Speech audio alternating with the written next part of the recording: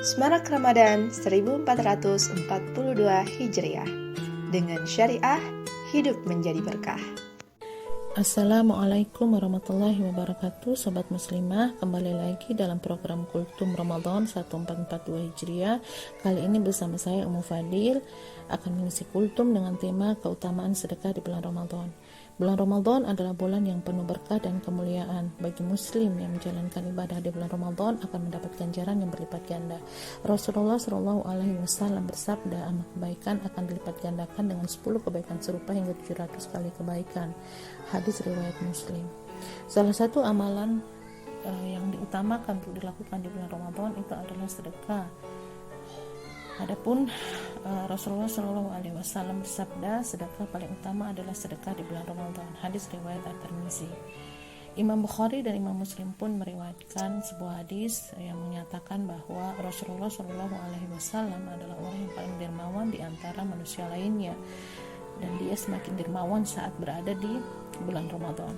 Bersedekah juga merupakan sikap kedermawanan yang sekaligus menjadi sifat yang disukai oleh Allah Subhanahu wa taala.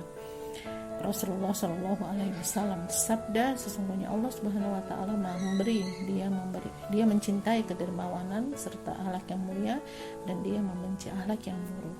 Sahabat muslimah yang mencintai Allah, Rasul dan para sahabatnya adalah orang-orang yang bisa kita teladani amalannya, karena Allah ridho dengan mereka dan mereka pun ridho dengan Allah. Contoh amalan sedekah para sahabat yang bisa kita tiru dan bisa jadi bahan renungan itu adalah infaknya Hakim bin Hizam radhiyallahu anhu. Hakim bin Hizam radhiyallahu anhu ini terkenal suka menanggung biaya jihad fisabilillah. Jadi suka bersedekah untuk pelaksanaan jihad fisabilillah. Nah, ketika ada 2 orang Arab yang tiba di kota Madinah dan mereka ingin berjihad tapi tidak punya biaya, orang-orang lalu mengarahkan mereka untuk bertemu dengan Hakim bin Hizam ini. Saking terkenalnya sampai semua orang itu semua orang itu optimis. Kedua orang ini akan bisa dapatkan bantuan ketika mereka pergi bertemu dengan Hakim. Nah, datanglah kedua orang itu kepada Hakim bin Hizam, dan benar dia tidak menunda, dia langsung menyambut dia langsung menyambut menurut dia rezeki, dengan mengatakan, jangan kemana-mana, aku akan keluar untuk mengurus keperluan kalian berdua. Nah, singkat cerita, dia keluar dan dia berhasil mendapatkan uang. Untuk keperluan 2 orang itu pergi jihad, untuk keperluan jihad. Dan sahabat muslimah, apa yang dia lakukan? Ternyata dia menjual rumahnya. Dia menjual rumahnya kepada Muawiyah, sehingga orang-orang itu berkata kepada dia, demi Allah, engkau rugi dari Muawiyah. Dia menjual rumahnya itu seharga 60.000 dirham. Lalu mereka berkata, engkau rugi dari Muawiyah. Bisa jadi rumahnya harus lebih besar daripada itu harganya.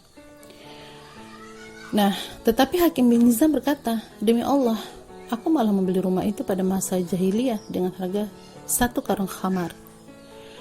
kantong khamar. Saksikanlah oleh kalian bahwa hasil penjualan rumah ini untuk kepentingan jihad fisabilillah, untuk orang-orang miskin, dan untuk membebaskan budak. Lalu apanya yang rugi? Jadi yang dijual rumah, wallahu alam apakah Hakim bin Hizam ini punya rumah lebih dari 1? Tetapi kalau di zaman sekarang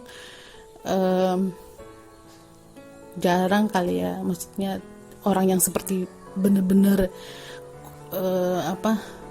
sangat amat mencintai sedekah yang bisa sampai menjualkan rumah, karena saat sekarang ini rumah itu sudah jadi barang investasi. Kalau bukan untuk kita, berarti untuk keturunan. Biasanya begitu. Zaman sekarang biasanya pikirannya kayak begitu. Tetapi pada kasus ini Hakim bin Hizam mungkin tidak punya harta yang cukup, jadi rumahnya yang akhirnya dia putuskan untuk dia jual. Selain itu ada juga contoh yang yang buat saya cukup menarik dan menginspirasi perempuan. Infaknya Zainab binti Jahsy radhiyallahu anha, ya, Zainab binti Jahsy radhiyallahu anha. Asy-Syaikhan mengeluarkan hadis dengan lafaz dari Muslim dari Aisyah radhiyallahu anha yang berkata, Rasulullah shallallahu alaihi wasallam pernah bersabda,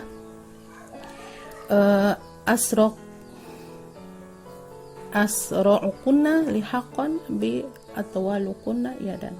Orang yang lebih dahulu menyusulku, maksudnya itu yang meninggal, orang yang lebih dulu menyusulku atau maksudnya itu meninggal adalah orang yang paling panjang tangannya. Nah, mendengar hadis ini, para istri Nabi lalu berpikir siapa yang dimaksud, kayak gitu kan? Siapa yang dimaksud? Yang dimaksud dengan panjang tangannya ini apa?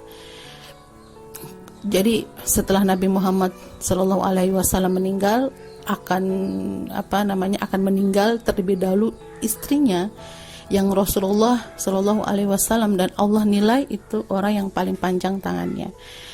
Nah, tapi mereka tidak mengerti panjang tangan ini apa. Lalu apa yang mereka lakukan? Ya, mereka lakukan adalah mereka mengukur panjang tangan masing-masing, kayak gitu. Mereka ukur panjang tangan panjang tangan masing-masing itu di dinding, kayak gitu. Dan ternyata yang meninggal itu adalah Zainab. Yang meninggal duluan itu adalah Zainab, dan Zainab itu ternyata tangannya yang paling pendek di antara mereka semua. Jadi apa maksud panjang tangannya di dalam hadis ini? Ternyata yang dimaksudkan ini adalah yang paling dermawan. Dan memang Zainab itu dikenal sangat dermawan karena dia mendedikasikan ya pekerjaannya dia bekerja, dia biasa bekerja menggunakan tangannya, dia memintal manik-manik, dan hasil dari pekerjaannya dia itu dia sedekahkan, dia infakkan, dan dia juga infakkan termasuk untuk jihad fisabilillah. Jadi dia cari pekerjaan untuk dia sedekahkan, tidak semata-mata untuk dirinya sendiri. Nah, sahabat muslimah, mungkin itu saja yang contoh sedekah yang bisa jadi inspirasi buat kita.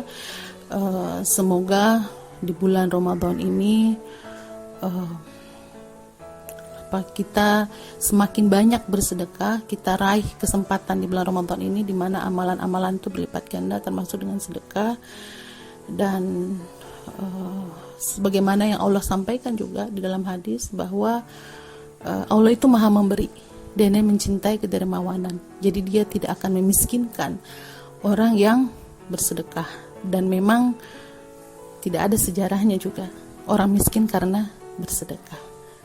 Itu saja yang bisa saya sampaikan. Mudah-mudahan bermanfaat, mudah-mudahan menginspirasi. Wassalamualaikum